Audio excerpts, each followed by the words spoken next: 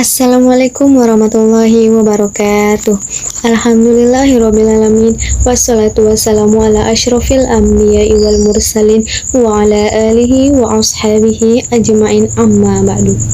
Puji dan puji syukur kehadiran Allah Subhanahu wa Ta'ala, karena dengan limpah rahmat dan hidayahnya sampai saat ini kita masih ditakdirkan oleh Allah menjadi orang iman dan Islam. Mudah-mudahan nikmat iman dan Islam ini benar-benar kita miliki sampai akhir hayat kita.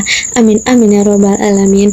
Salawat serta salam semoga tetap terlimpahkan kepada Nabi kita, yakninya Nabi Muhammad SAW, dengan mengucapkan Allahumma sholli ala Sayyidina Muhammad wa ala ali Sayyidina Muhammad.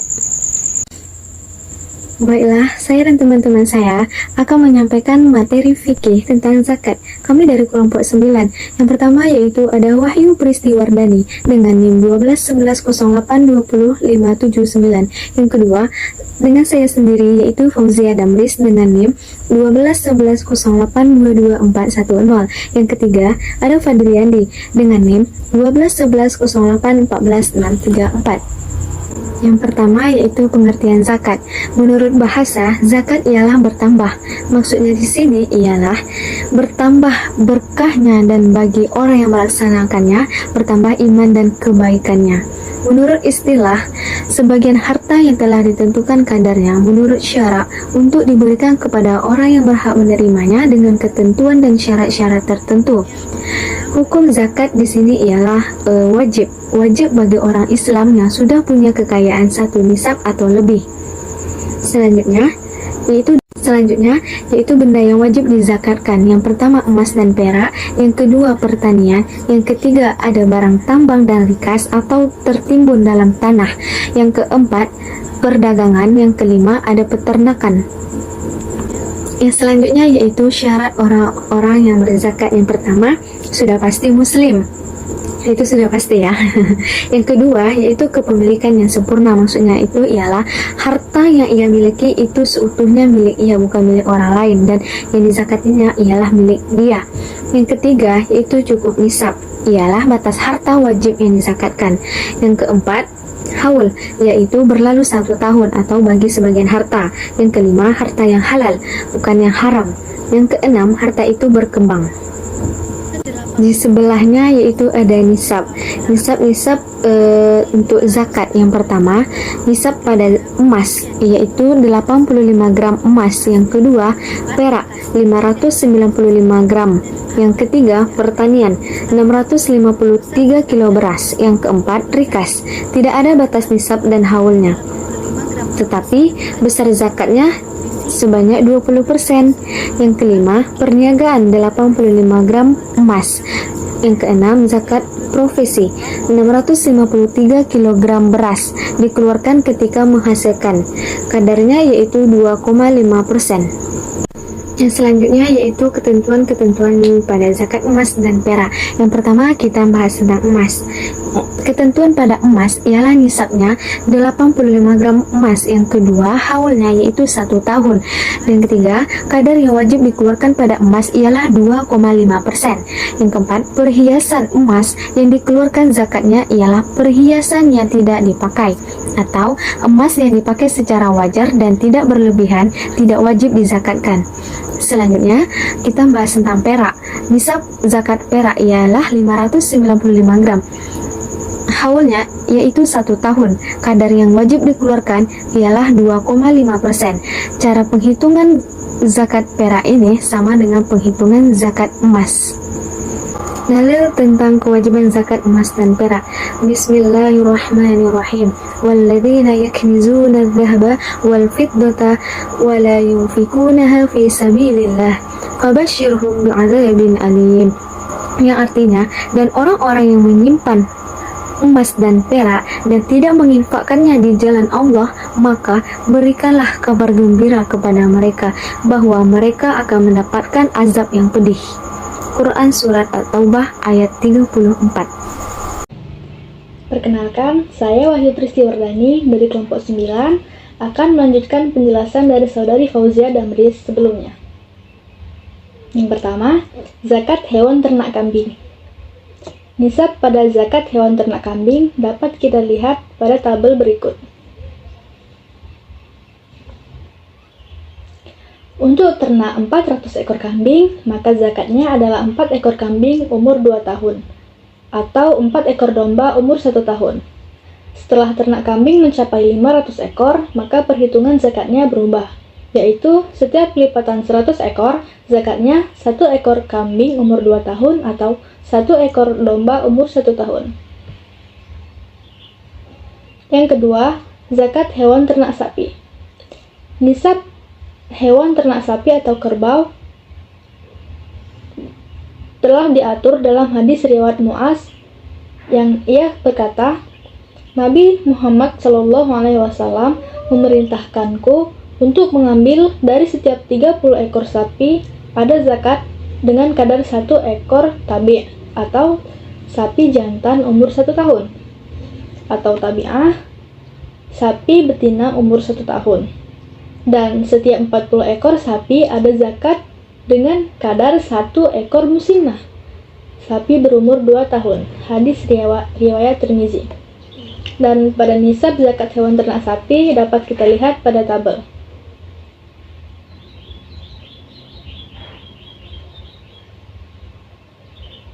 Yang ketiga, zakat hewan ternak unta.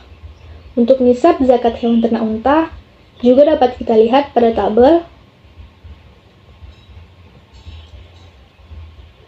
Jika ternak sudah mencapai 140 ekor unta, maka cara menghitung ukuran zakatnya adalah setiap kelipatan 40 ekor, zakatnya 1 ekor unta betina umur 2 tahun.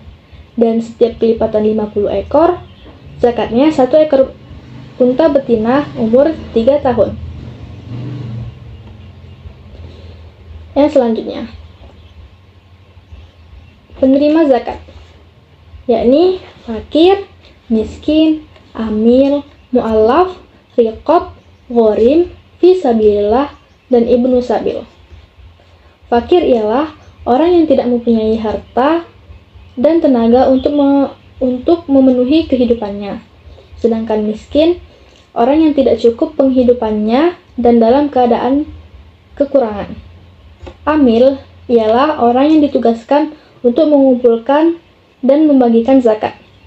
Mu'allaf, orang yang baru masuk Islam dan tingkat keimanannya masih lemah.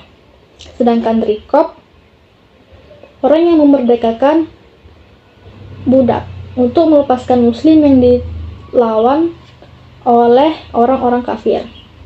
Ghorim ialah orang yang berhutang karena untuk kepentingan yang tidak maksiat dan dia tidak sanggup untuk membayarnya. Fisabilillah, pada jalan Allah pada jalan Allah untuk keperluan pertahanan Islam dan kaum muslim. Sedangkan ibnu sabil, orang yang sedang dalam perjalanan yang bukan maksiat, mengalami kesengsaraan dalam perjalanannya. Selanjutnya, zakat profesi. Zakat profesi adalah zakat yang dikeluarkan dari hasil apa yang diperoleh dari pekerjaan dan profesinya. Misalnya, pekerjaan yang menghasilkan uang, baik itu pekerjaan yang dikerjakan sendiri tanpa tergantung dengan orang lain, berkat kecekatan tangan ataupun otak, atau profesional, maupun pekerjaan yang dikerjakan seseorang buat pihak lain, baik pemerintah, perusahaan, maupun perorangan, dengan memperoleh upah yang diberikan dengan tangan, otak, maupun keduanya. Penghasilan dari pekerjaan seperti itu berupa gaji, upah, maupun honorarium. Yang demikian itu, apabila sudah mencapai nisabnya dan haulnya, pendapatan yang dihasilkan harus dikeluarkan zakatnya. Dalil zakat profesi. A'udzu billahi minasyaitonir rajim. Bismillahirrahmanirrahim. Ya ayyuhalladzina amanu anfiqu min thayyibat kasabtum wa mimma akhrajna lakum minal ard wa la tayammamul khabitha minhu tunfiquna walastum biakhidhihi illa an tughmidu fihi wa'lamu annallaha ghaniyyun hamid. Shadaqallahul azim. Yang artinya, wahai orang-orang yang beriman, infakkanlah sebagian dari hasil usahamu yang baik-baik dan sebagian dari apa yang kami keluarkan dari bumi untukmu. Janganlah kamu memilih yang buruk untuk kamu keluarkan, padahal kamu sendiri tidak mau mengambilnya, melainkan dengan memicingkan mata atau enggan terhadapnya. Dan ketahuilah bahwa Allah Maha Kaya dan Maha Terpuji. Surah Al-Baqarah ayat 267. Selanjutnya, ketentuan dan cara menghitung zakat profesi atau pendapatan. Ketentuan zakat profesi, nisabnya senilai 653 kg beras. Dikeluarkan ketika menghasilkan. Kadarnya 2,5%. Sebaiknya dihitung dari bruto relatif atau take home pay. Artinya, pemotongan bruto setelah dikurangi iuran atau pemotongan yang melekat atau pajak. Tidak dikurangi konsumsi. Ilustrasinya, Bapak Irawan adalah karyawan sebuah perusahaan swasta. Setiap awal bulan, ia mendapat gaji dari perusahaan tersebut atau take home pay sebesar 7 juta rupiah. Setelah dikurangi iuran pemotongan yang melekat seperti pajak. Pertanyaannya, berapakah zakat yang wajib dikeluarkan oleh Bapak Irawan? Jawabannya ialah, zakat yang harus dikeluarkan oleh Bapak Irawan adalah penghasilan dikali 2,5%, yakni zakat yang wajib dikeluarkan. Sama dengan 7 juta rupiah dikali 2,5%, hasilnya Rp175.000. Jadi, zakat yang dikeluarkan Bapak Irawan setiap bulannya ialah Rp175.000. Sekian penjelasan dari saya. Yang selanjutnya akan dilanjutkan oleh Saudara Fadliandi. Kepadanya saya persilahkan. Nama saya Fadliandi, NIM 12 11 08 14 634. F. Sedekah sunnah. Apa itu sedekah? Sedekah diambil dari kata sodakoh, artinya benar atau jujur. Makna kebahasaan menunjukkan bahwa perkara yang diberikan kepada orang lain dalam bentuk kebaikan, harta, ucapan, atau sikap dan perbuatan merupakan ekspresi dari kebenaran iman yang ada di dalam dadanya. Nabi SAW bersabda, sedekah adalah bukti keimanan. Hadis riwayat Muslim. Sedekah ialah memberikan sesuatu dengan tidak ada takarannya, semata-mata hanya karena mengharap pahala dari Allah SWT. Keutamaan sedekah: 1. Penghuni surga. Sesungguhnya orang-orang yang bertakwa berada di dalam taman-taman jannah dan di mata air sambil mengambil apa yang diberikan kepada Allah Rabb mereka. Sesungguhnya mereka sebelum itu di dunia adalah orang-orang yang berbuat baik. Mereka sedikit sekali tidur di waktu malam, dan akhir-akhir malam mereka mohon ampun kepada Allah. Dan pada harta-harta mereka ada hak untuk orang miskin yang meminta dan orang miskin yang tidak mendapat bagian. Quran Surat Az-Zariyat ayat 15-19. Kedua, dapat menghapus dosa. Sedekah itu dapat menghapus dosa sebagaimana air itu memadamkan api. Hadis riwayat At-Tirmizi. Ketiga, sedekah itu tidak harus dengan uang. Kamu menyingkirkan batu dan duri dan tulang dari tengah jalan, itu adalah sedekah bagimu. Hadis riwayat Bukhari. Keempat, sedekah dapat mendatangkan rezeki. Harta tidak akan berkurang dengan sedekah, dan seseorang hamba yang pemaaf pasti akan Allah tambahkan kewibawaan baginya. Hadis riwayat Muslim. 2588. Kelima, Allah Subhanahu wa taala melipat gandakan pahala orang-orang yang bersedekah. Perumpamaan orang-orang yang mendambakan sedekah harta bendanya di jalan Allah seperti orang yang menanam sebutir biji yang menumbuhkan 7 untai, dan tiap-tiap untai terdapat 100 biji, dan Allah melipat gandakan balasan kepada orang yang dikehendaki, dan Allah maha luas anugerahnya lagi maha mengetahui. Quran Surat Al-Baqarah ayat 261. Keenam, mendapat naungan di hari kiamat. Seorang yang bersedekah dengan tangan kanannya, maka ia menyebutkan amalnya itu sampai tangan kirinya, tidak mengetahui apa yang disedekahkan oleh tangan kanannya. Hadis riwayat Bukhari. G. Wakaf tunai dan problematikanya. Wakaf tunai, wakaf yang dilakukan seseorang, kelompok orang, dan lembaga atau badan hukum dalam bentuk uang tunai. Istilah lain bagi wakaf adalah sedekah jariah mengalir, karena tidak ada habis sehingga manfaatnya tidak terputus dan pahalanya terus mengalir. Problematikanya, bagaimana bentuk wakaf yang dapat dilakukan? Wakaf itu bisa diserahkan pada seseorang atau lembaga berbadan hukum agar manfaatnya dipergunakan untuk kepentingan umum, disebut wakaf amal atau wakaf khairi. Wakaf itu bisa diserahkan kepada anggota keluarga agar manfaatnya dipergunakan untuk kepentingan pribadi mereka, disebut wakaf keluarga atau wakaf ahli. Jika pewakaf memberikan syarat, apakah wajib dilaksanakan? Jika syarat yang diberikan pewakaf itu tidak bertentangan dengan syariat serta kepentingan wakaf itu penerima wakaf itu sendiri, maka syarat itu meningkat dan wajib dilaksanakan. Tetapi jika wakaf itu disertai dengan syarat yang tidak benar, maka wakafnya sah dan syaratnya yang batal.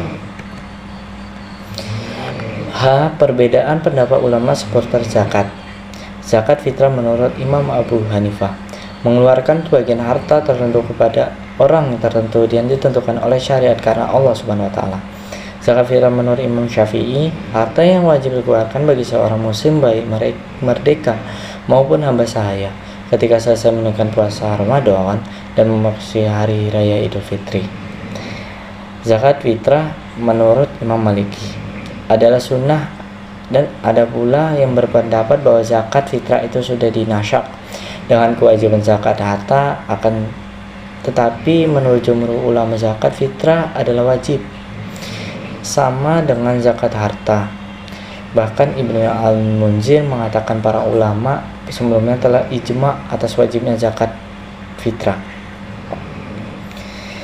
Zakat fitrah menurut Imam Hambali wajib dengan terbenam matahari pada malam hari raya fitrah bagi setiap muslim yang menjumpai bahan makanannya dan makanan keluarganya pada hari raya dan malam harinya dalam keadaan lebih.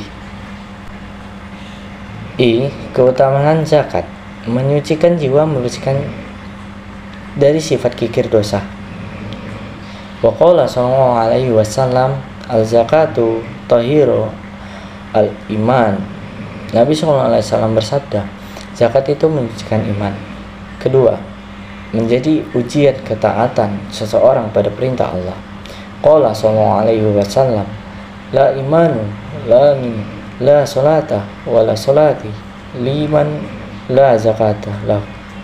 Nabi SAW bersabda, tidak ada keimanan bagi orang yang tidak melaksanakan sholat, dan tidaklah sempurna sholat seseorang yang tidak membayar zakat. Ketiga, menumbuhkan dan mendatangkan keberkahan harta. Qala sallallahu alaihi wasallam, ma halahu fi bahri wala bakhra ila ba'in zakat. Nabi SAW bersabda, tidaklah ada harta yang hancur di dalam daratan maupun lautan kecuali disebabkan dengan tidak membayar zakat. Keempat, membersihkan harta. Waqala an-Nabi SAW, toharu al-imanu lakum barakat. Nabi SAW bersabda, sucikanlah harta-harta kalian dengan zakat. Kelima, menjadi sebab turunnya rahmat Allah SWT. Dan orang-orang beriman lelaki dan perempuan sebagian mereka adalah menjadi penolong sebagian yang lain. Mereka menyuruh mengerjakan yang ma'ruf mencegah dari yang mungkar, mendirikan sholat, menunaikan zakat, dan mereka taat kepada Allah dan Rasulnya, mereka itu akan diberi rahmat oleh Allah. Quran Surat At-Taubah ayat 7:1. Keenam, memberikan naungan dari panas api neraka. Rasulullah Shallallahu Alaihi Wasallam bersabda, 7 golongan yang akan dinaungi oleh Allah di bawah naungannya pada hari yang tiada sembunyi, sehingga tangan kirinya tidak mengetahui apa yang dikeluarkan oleh tangan kanannya. Hadis riwayat Bukhari ayat 660. Baiklah, sampai di sini saja penjelasan dari kami. Jika terdapat kesalahan dalam tuturan kata, kami mohon maaf. Al-akhir, ihdinas syiratal mustaqim. Wassalamualaikum warahmatullahi wabarakatuh.